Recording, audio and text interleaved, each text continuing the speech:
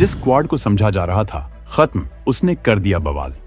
समंदर में चीन की कर दी ऐसी सीक्रेट घेराबंदी कि जिनपिंग रह गया सन्न।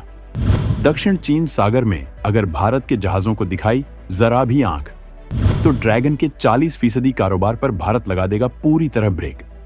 दोस्तों, चीन की घेराबंदी के लिए 4 देशों भारत, जापान, ऑस्ट्रेलिया और अमेरिका ने मिलकर क्वाड संगठन बनाया था, जो कुछ वक्त से बिल्कुल साइलेंट था। ऐसा माना जा रहा था कि जैसे अब से संगठन खत्म हो गया है। चीन इस वजह से काफी खुश हो रहा था, लेकिन अब क्वाड के एक ऐसे प्लान का खुलासा हुआ है जिसके बारे में जानकर जिनपिंग का दम निकला जा रहा है। दोस्तों, इस वीडियो में इस पूरी सीक्रेट को रिवील करने वाला हूं, जिससे आप भी जान जाएंगे कि भारत शांत दिख रहा है। शांत बैठा नहीं है। भारत के पास कुछ ऐसा है जहां से अगर ब्रेक लगाया तो चीन की इकोनॉमी हो जाएगी। तो आखिर क्या है वो सीक्रेट प्लान जिसके एक्टिवेट होते ही चीन सहम गया है? दोस्तों, ये बात इस वीडियो में मैं आपको बताने वाला हूं। दरअसल भारत ने क्वाड देशों के साथ मिलकर चीन को समंदर में ऐसा घेरा है कि दक्षिण चीन सागर में भारत सहित दुनिया भर के जहाजों को आंख दिखाने वाले चीन की सारी हेकड़ी निकल गई है। भारत सहित दुनिया के तमाम देशों का बड़ा व्यापार दक्षिण चीन सागर से होता है, लेकिन चीन दक्षिण चीन सागर पर अपना दावा ठोकता है। तमाम जहाजों के आने जाने पर आपत्ति जताता है। अगर ये रास्ता बंद होता है तो इससे भारत के व्यापार को तगड़ा झटका लगेगा। इसी वजह से भारत ने चीन को झटका देने के लिए समंदर में तगड़ी घेराबंदी कर दी है। वहीं क्वाड के साथ मिलकर दुनिया भर में उसका ताबीज भी बना दिया है कि अगर चीन ने भारत के खिलाफ कुछ करने की कोशिश की तो पूरा व्यापार एक झटके में खत्म हो जाएगा। लेकिन भारत ने इसके लिए किया क्या है, ये बात बहुत जानकर आप भी बाग बाग हो जाएंगे। डिएगो गार्सिया में अमेरिका, तो कोकोस में ऑस्ट्रेलिया मौजूद। कैंपबेल बे और कार निकोबार में भारत दमखम के साथ मुस्तैद। चीन की घेराबंदी के लिए समंदर में बढ़ गई मजबूत सैन्य तैनाती। दोस्तों, समंदर में चीन को घेरने के लिए भारत सहित सारे क्वाड देश चुपके चुपके काम कर रहे थे, जिसकी चीन को भनक तक नहीं थी। लेकिन जब इसका प्लान सामने आया तो चीन का दिमाग सुन्न पड़ गया है, क्योंकि उसे लगता था कि वो दक्षिण चीन सागर में दुनिया का व्यापार रोक के सबसे ताकतवर बन जाएगा। लेकिन शायद वो भूल गया कि उसे भी दुनिया की जरूरत है, और भारत ने क्वाड के साथ मिलकर बवाल कर दिया है। चारों देशों के एक्शन से चीन कितना बर्बाद होगा, इस बारे में हम आपको बताऊंगा। लेकिन इससे पहले उस तैयारी के बारे में बताता हूं जो अंदर ही अंदर दशकों से चल रही थी। तो दोस्तों, समंदर में कई ऐसे द्वीप हैं जो रणनीतिक तौर पर खासा महत्व रखते हैं, और चीन के जहाज भारी तादाद में इन इलाकों से गुजरते हैं। इसे ध्यान में रखते हुए चारों क्वाड देशों ने एक साथ चीन की घेराबंदी की है। जहां अमेरिका डिएगो गार्सिया में मौजूद है, तो वहीं कैंपबेल बे और कार निकोबार में भारत, जबकि कोकोस में ऑस्ट्रेलिया तैनात है। और ये चारे इलाके समुद्री सुरक्षा के लिहाज से बेहद खास हैं। डिएगो गार्सिया हिंद महासागर में मालदीव के दक्षिण में है। इसका क्षेत्रफल 30 वर्ग किलोमीटर है। इस पर यूनाइटेड किंगडम का राज है, लेकिन मॉरिशस इस पर अपना दावा करता है।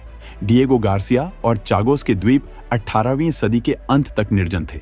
नेपोलियन के युद्धों के बाद पेरिस की 1814 में हुई संधि के तहत डिएगो गार्सिया ब्रिटेन का उपनिवेश बन गया, और 1814 से 1965 तक इसे मॉरिशस से चलाया गया। 1942 में ब्रिटेन ने RAF स्टेशन डिएगो गार्सिया में खोला और एक एडवांस हवाई और नौसैनिक यूनिट बनाई गई।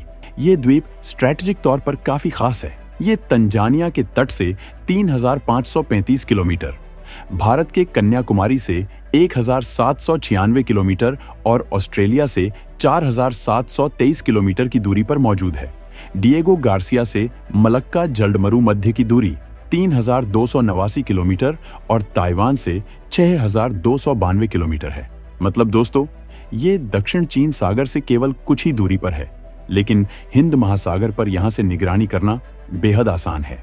यहाँ अमेरिका और ब्रिटेन का सैन्य अड्डा है, जबकि कोकोस ऑस्ट्रेलियाई हिंद महासागर का बाहरी इलाका है, जिसमें ऑस्ट्रेलिया और श्रीलंका के बीच एक छोटा द्वीप समूह है, और यह इंडोनेशिया के सुमात्रा द्वीप के करीब है। इन द्वीपों की खोज सोसल 109 में ब्रिटिश समुद्री कप्तान विलियम कीलिंग ने की थी, लेकिन 19वीं सदी की शुरुआत तक कोई बस्ती नहीं बनी।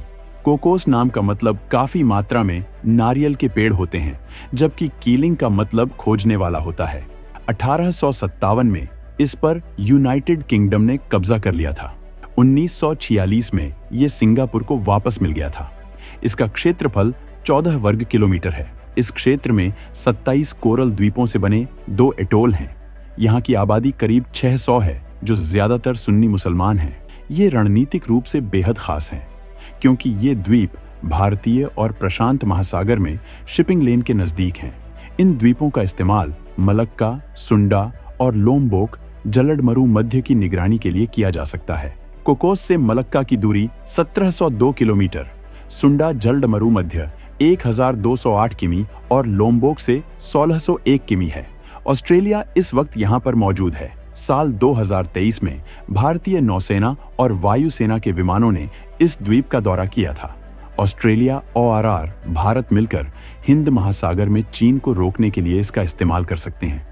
दोनों इसके लिए काम भी कर रहे हैं। वहीं भारत ने भी चीन का कार निकोबार और कैंपबेल बे में इंतजाम कर दिया है। कार निकोबार में भारत ने बढ़ा दी अपनी सैन्य ताकत। कैंपबेल बे में बेहद जल्द तैनात करेगा 15,000 सैनिक। भारत चीन के लिए अपने उन इलाकों का विकास कर रहा है और सैन्य तैनाती कर रहा है जो समंदर की निगरानी के लिहाज से बेहद खास हैं। कार निकोबार ऐसा ही इलाका है। ये अंडमान और निकोबार द्वीप समूह में है। ये 15 किलोमीटर लंबा और 12 किलोमीटर चौड़ा है। इसका तटीय इलाका 51 किलोमीटर लंबा है और इसका क्षेत्रफल 127 वर्ग किलोमीटर है। यहाँ की जनसंख्या करीब 18,000 ही है। कुछ चट्टानों को छोड़कर कार निकोबार समतल इलाका है। कार निकोबार पोर्ट ब्लेयर से 270 किलोमीटर दक्षिण में है। आमतौर पर पोर्ट ब्लेयर के लिए सप्ताह में 2 बार जहाज अवेलेबल होता है।